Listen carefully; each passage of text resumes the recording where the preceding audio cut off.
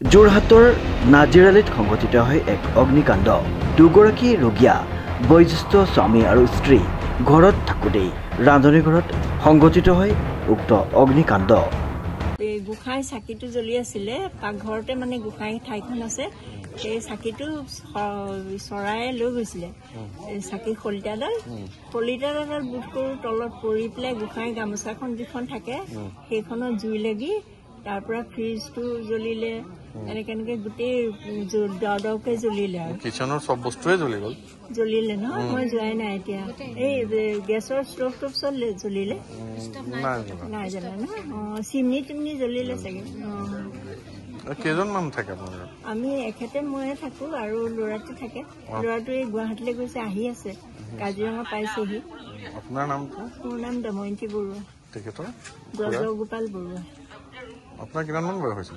মোৰ 73। ৰান্ধনী ঘৰৰ ফ্ৰিজকে ধৰি সকলো সামগ্ৰী জুইত নিশেষ হৈ যায়। যোৰহাট নাজিৰালিত ব্ৰজগোপাল বৰুৱা নামৰ ব্যক্তিগৰাকীৰ ঘৰত সংঘটিত হয় এই অগ্নিকাণ্ড। জানিব পৰা মতে ৰান্ধনী ঘৰৰ কিছু সা সম্পত্তি জুইত জাহ যায়। ঘটনাটো মানে কি, মই দুপৰীয়া ভাত খাই পেলাই অকণমান জিৰণি লৈ থাকোঁতে দাঁতি ঘৰৰ মানুহৰ পৰা ওপৰৰ পৰা খুব ধোঁৱা ওলোৱা দেখিলোঁ ক'লা। তাৰ লগে লগে লৰমাৰিয়ে দেখিছোঁ পাকঘৰটো গোটেই জুয়ে বুই ধৰিলে। তাৰপিছত ওচৰ চুবুৰীয়া দুই একৰ সহায়ত অলপ পানী মাৰি পেলাই জুইটো নিয়ন্ত্ৰণ কৰিলেও পিছত ফায়াৰ ব্ৰিগেড আহিলে। তেখেতসকলে হেৰি কৰি জ্বলে। কি কয় মানুহ কিমানজন থাকে? এতিয়া বৰ্তমান এতিয়া 3জন, এতিয়া বৰ্তমান 2জন আছিলে। দেউতাক মাক আছিলে, ল'ৰাটো গুৱাহাটীৰ ফালে ওলাই গৈছিল। বয়সস্থ মানুহ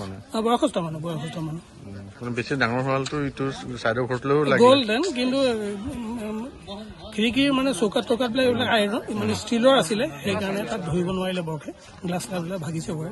শ্বৰ্ট চাৰ্কিটৰ পৰা হোৱা সেইটোৱে সন্দেহ কৰা হৈছে। ফ্ৰিজ অলৰেডি সকলো জ্বলি গ'লতো।